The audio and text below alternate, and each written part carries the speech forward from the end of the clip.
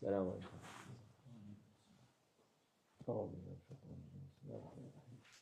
Vessalatu vesselamu ala Resulina Muhammedin seyyidina Muhammedin sadat sahabe destur ve la şamla fazla sen Muhammed'in tarikatuna sohba ve hayr fi cemiye.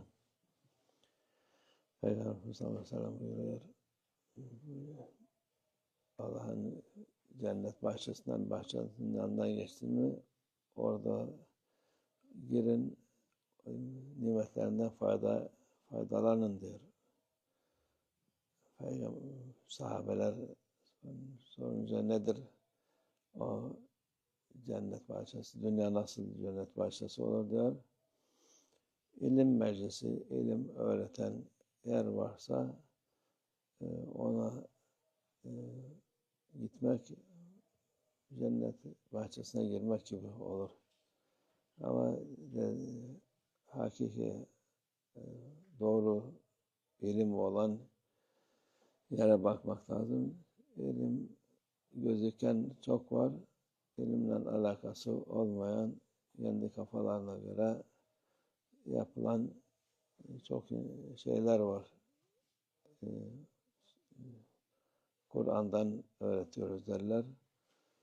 Kur'an azimüşşan sünnetten, hadis olmadan anlamazlar, anlaşılmaz.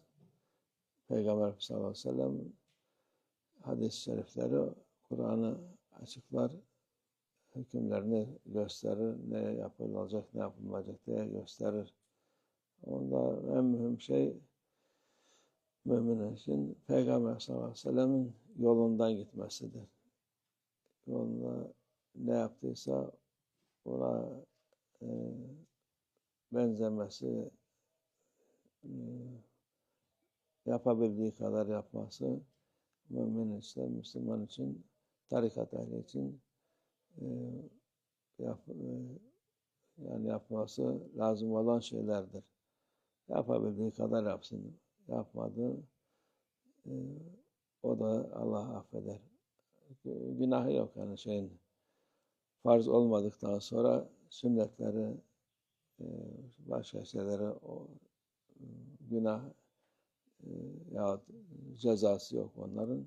Farzı bırakırsa o vakit cezası olur. Onu gene yapması lazım olur. Ve öteki başka sünnetler, nafile, müstahap var. Onlar yapmak çok iyi olur. Dünyadan işte budur Peygamber sallallahu aleyhi ve sellem faydalanın diyor. Cennet bahçesinden, o cennet bahçesi odur. O ne kadar faydalanıp bir şeyle öğrenip de onu kendin devam etmen senin için o rızıktan almış olmanla hem şey olur, manevi kuvvet olur, hem vücuda da kuvvet olur. Yani bir manevi olunca vücut da kuvvet bulur. Dünya ahiret faydalanmış olur.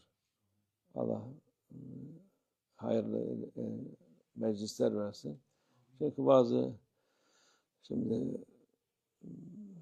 yolda bu Peygamber yolunda giden insanlara ehl-i sünnet ve cemaat olarak bilinir. Onun dışındakiler o dış